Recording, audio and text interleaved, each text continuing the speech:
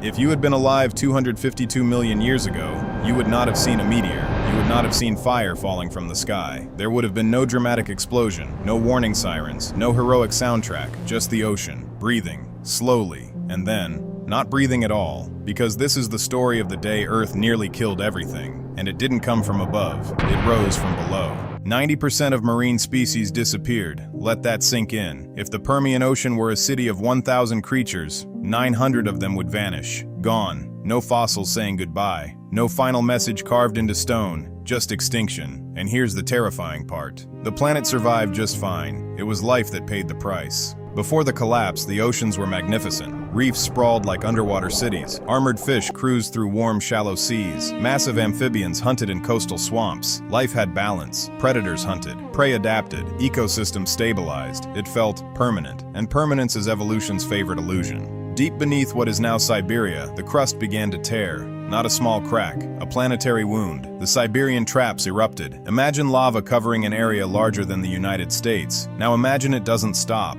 For hundreds of thousands of years. This wasn't a volcano. This was Earth exhaling rage. Carbon dioxide flooded the atmosphere. Temperatures climbed, oceans warmed, and warm water holds less oxygen, which is inconvenient if you breathe. Let's follow one predator, a large marine hunter, fast, efficient, perfectly evolved for its time. It has survived millions of years, ice ages, sea level shifts, competition. It believes in whatever way evolution allows belief that it belongs here. But the water feels warmer, breathing feels heavier, prey are fewer, something is wrong. It does not know the word climate, it only knows hunger.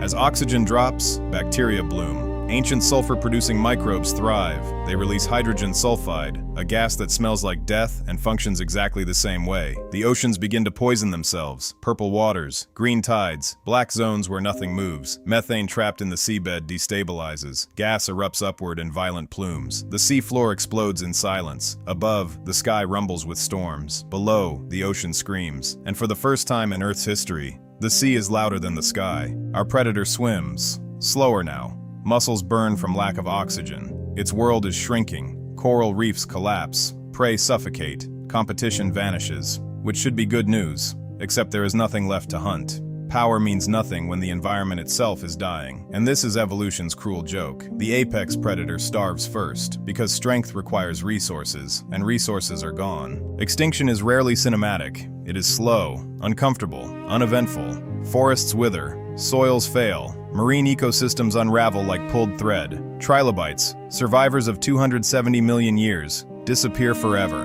Imagine surviving everything, only to lose to chemistry.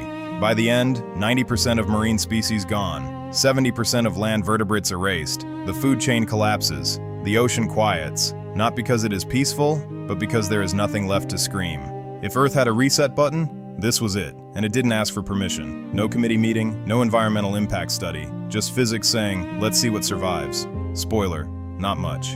And yet, life returns. Not immediately, not triumphantly, awkwardly, strangely. New species crawl into empty niches, smaller, more adaptable, less impressive, because evolution does not reward dominance, it rewards flexibility. The giants fall, the adaptable endure, and millions of years later, dinosaurs will rise, then fall, then mammals, then us. And we look at the fossil record and think, that was the worst extinction ever. Was. That word should make you uncomfortable, because the planet has done this before, and it can do it again. The Great Dying wasn't about punishment, it wasn't about morality, it was about imbalance. The ocean grew warmer, oxygen fell, chemistry shifted, and life, magnificent, powerful, arrogant life, collapsed.